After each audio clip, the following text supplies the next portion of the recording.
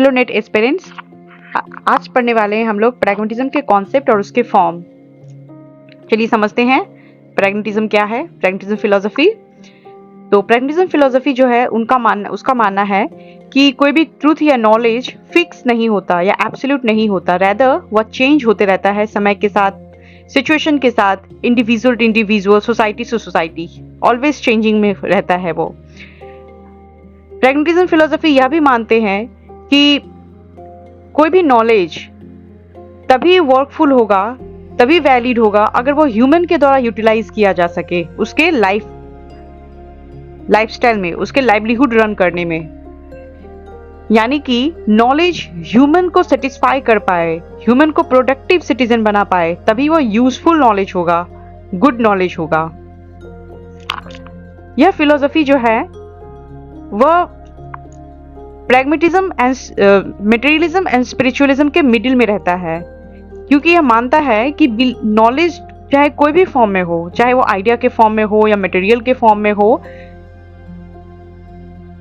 Utilise हो जाना चाहिए ह्यूमन के द्वारा। यानी कि ह्यूमन उस नॉलेज को अपने जीवन में यूज कर पाए, अपने जीवन में उस नॉलेज को फॉलो करके या मान के वो प्रोडक्टिव ह्यूमन बीइंग बन पाए, सोसाइटी को कुछ नया दे पाए, कंट्री को कुछ नया कंट्रीब्यूट कर पाए, खुद का एडजस्टमेंट कर पाए इन्वायरमेंट में। तो ऐसे नॉलेज को ये प्रमोट करते हैं और ऐसे नॉलेज को ये बिलीव मानते हैं as a truth knowledge. Pragmatism term जो है वो ग्रीक वर्ड से आया है, प्रैग्मा, जिसका मतलब एक्शन, नीड एंड प्रैक्टिस होता है। इसके अलावा प्रैग्मेटिकोस भी होता है एक वर्ड जिसका मतलब प्रैक्टिसिबिलिटी एंड यूटिलिटी होता है। यानी कि वह नॉलेज जिसे ह्यूमन प्रैक्टिस कर पाए, यूटिलाइज कर पाए अपने लाइवलीहुड को रन करने के लिए, अपने डे टू डे लाइफ में, तो वो नॉलेज वैलिड है। यह एक्शन को ज्यादा इंपॉर्टेंट देते हैं थॉट या थ्योरी के अलावा। इनका मानना है कि थ्योरी या थॉट्स जो होता है वो उतना इंपॉर्टेंट नहीं होता है, बल्कि एक्शन जो हम कर पा रहे हैं वो ज्यादा इंपॉर्टेंट होता है। इसलिए इसे यूटिलिटेरियन फिलोसफी भी बोला जाता है। सर्वप्रथम जो कॉन्सेप्ट था प्रैग्मेटिज्म का वह 1878 में चार्ल्स सेंडर पर्स के द्वारा एक आर्टिकल लिखा गया था जो how to make our idea clear, उसमें ये बोला गया था, इस टर्म को यूटिलाइज किया गया था। और ये जो है इसे एक तरह का गिफ्ट ऑफ अमेरिकन फिलोसफी भी बोला जाता है, क्योंकि ये अमेरिका से ही उत्पत्ति हुआ, इसलिए इसे गिफ्ट ऑफ अमेरिकन फिलोसफी भी बोला जाता है। Down to earth philosophy and cash value philosophy भी इसे कह के बुलाया जाता है। डाउन टू अर्थ फिलोसफी यानी कि ऐसा फिलोसफी जो ह्यूमन को सर्वाइवल के लिए बात करता हो, ह्यूमन के रहन सहन को लेके बात करता हो, ह्यूमन को किस तरह का नॉलेज दिया जाए कि वह नॉलेज को बेस करके वह कुछ प्रोग्रेस कर पाए। ये से कैश वैल्यू फिलोसफी भी बोला जाता है। यानी कि हम ऐसा नॉलेज दे बच्चे को कि वह नॉलेज लेने के बाद बच्चे कैपेबल ह्यूमन बीइंग बन पाए, उनका जो एबिलिटी है वो ग्रो कर पाए। तो इसे कैश वैल्यू फिलोसफी भी हम लोग बोल सकते हैं। उसके अलावा जो चार्ल्स सेंडर पर्स हैं उनको फादर ऑफ प्रैग्मेटिज्म भी बोला जाता है। इनके कई चीफ एक्सपोनेंट्स हैं जैसे कि William James, John Dewey, N H. Kilpatrick. इसको practical philosophy, utilitarian philosophy, experimental philosophy, philosophy of instrumentalism, progressive philosophy, philosophy of consequentialism भी बोला जाता है। ये सब इनके अलग अलग नाम है। प्रैग्मेटिज्म फिलोसफी के यह अलग अलग नाम है, क्वेश्चन में पूछ लेते हैं।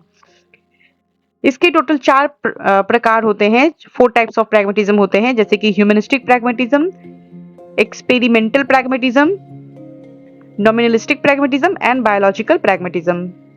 तो चलिए समझते हैं पहले ह्यूमनिस्टिक प्रैग्मेटिज्म। सेलर जेम्स जो हैं इनके फादर हैं ह्यूमनिस्टिक प्रैग्मेटिज्म के।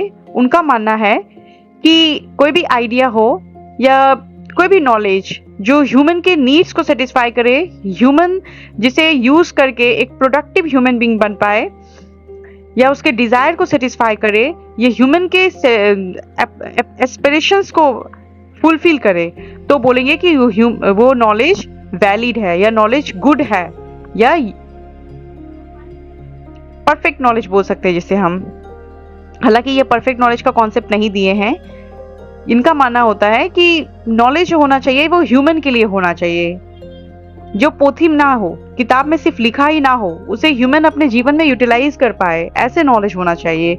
जो ह्यूमन का नीड्स हो, सेटिस्फेक्शन कर पाए, एस्पिरेशंस को फुलफिल कर पाए, डिजायर को फुलफिल कर पाए, तो वो नॉलेज को ये वैलिड नॉलेज मानते हैं। उसके अलावा एक्सपेरिमेंटल प्रैग्मेटिज्म है। एक्सपेरिमेंटल प्रैग्मेटिज्म का मानना है कि कोई भी नॉलेज है वो कोई भी फॉर्म में हो, अगर हम उसे वेरीफाई कर सकते हैं, प्रूव कर सकते हैं एक्सपेरिमेंट के द्वारा, तो वह नॉलेज गुड नॉलेज है, वह नॉलेज राइट है, यह ट्रू नॉलेज है। वो नॉमिनलिस्टिक प्रैग्मेटिज्म, इनका मानना है कि कोई भी थिंग्स जो हम देख पाते हैं अपने चारों तरफ, अपने सराउंडिंग्स में, उस चीज को हम अपने एक्सपीरियंस के थ्रू जब हम समझ पाते हैं, या उस चीज का नॉलेज, उस चीज के बारे में जब इंफॉर्मेशन हम अपने एक्सपीरियंस के थ्रू गैदर करते हैं, तो वो होता है नॉमिनलिस्टिक प्रैग्मेटिज्म। ये जॉन डीवी के द्वारा दिया गया है, यानी कि जॉन डीवी इनके चीफ एक्सपोनेंट है। उसके बाद आता है बायोलॉजिकल प्रैग्मेटिज्म।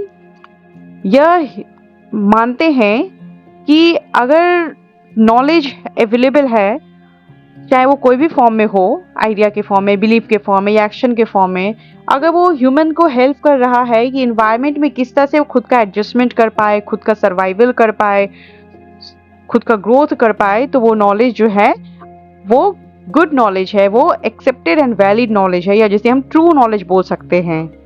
इसके अलावा वो नॉलेज ह्यूमन को हेल्प करता है प्रॉब्लम्स को सॉल्व करने में, न्यू चीज को अडॉप्ट करने में, अपने गुड लाइफस्टाइल को लीड करने में, तो वो ट्रू नॉलेज है। आज के वीडियो में इतना ही, हम लोग नेक्स्ट वीडियो में मिलेंगे।